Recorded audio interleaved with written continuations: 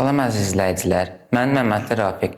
Drone uçuş idarəçiliyi və kodlaşdırılması dərnəyində təhsil alıram. Bugün sizə blok kodlaşdırılması haqqında məlumat verəcəyim. Blok kodlaşdırılması nədir? Blok kodlaşdırılması proqramlaşdırmanı öyrənməyin ən asan üsullarından biridir. Blok kodlaşdırılmasında mürəkkəb kodlar əvəzinə bloklardan istifadə olunur. Həmçinin blok kodlaşdırılması əsasən uşaqlar və yeni başlayanlar üçün öyrənilməsi çox asan və əlverişlidir. Blok kodlaşdırılması necə işləyir? Blok kodlaşdırılmasında hər biri fərqli bir funksiyaya malik olan çox sayda blok mövcuddur. Bu blokları bir-birinə birləşdirərək kodumuzu hazırlayırıq və sonra icra edib kodumuzu işlədirik. Blok kodlaşdırmanın üstünlükləri. Blok kodlaşdırmanın bir neçə əsas üstünlüyü vardır. Birincisi, blok kodlaşdırması asan və anlaşılandır. İkincisi, blok kodlaşdırması məntiqi düşüncəni və yaradıcılığı inkişaf elətdirir. Bundan əlavə, blok kodlaşdırması öyrənilməsi asan və kod yazmaqdan nisbətən çox daha asandır.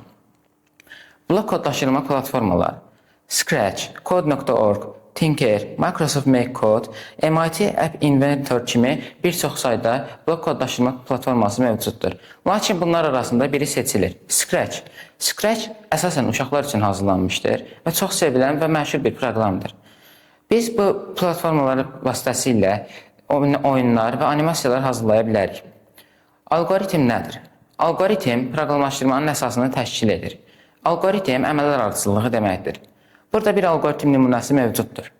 Yaxşı bir alqoritm aydın, müəyyən, sonlu və nəticə verən olmalıdır. Bu şəkildə isə biraz əvvəl göstərdiyim nümunənin proqramlaşdırma dili olan Python üzərində yazılmış versiyasıdır. Blok kodlaşdırması dronlar üzərində. Blok kodlaşdırması sadəcə kompüterdə işləmir. Biz bunu dronları idarə edərkən də işlədirik. Burada bu nümunədə DJI Tello dronu üçün hazırlanmış bir kod mövcuddur. Bu kodda dron ilk öncə havaya qalxır, irəli 100 cm gedir və sağa 90 dərəcə dönür və bu kod 2 dəfə təkrarlanır. Biz blok kodları sayəsində drona yuxarı və aşağı yenmə, sağa və sola dönmə, yaxud video çəkə bilərik. Blok kodlaşdırması dronla öyrənmək çox əyləncəli və maraqlıdır. Çünki əgər biz kod yazarkən bunu yoxlamaq istəsək, biz dronu işə salıb, kodumuzu dərhal yoxlayıb, oradakı səhvlərimizi görə bilərik. Bu da dərsi daha maraqlı və əyləncəli edir. Bu qədər əziz dostlar, bugün sizə mən blok kodlaşdırma haqqında məlumat verməyə çalışdım. Diqqətiniz üçün təşəkkür edirəm.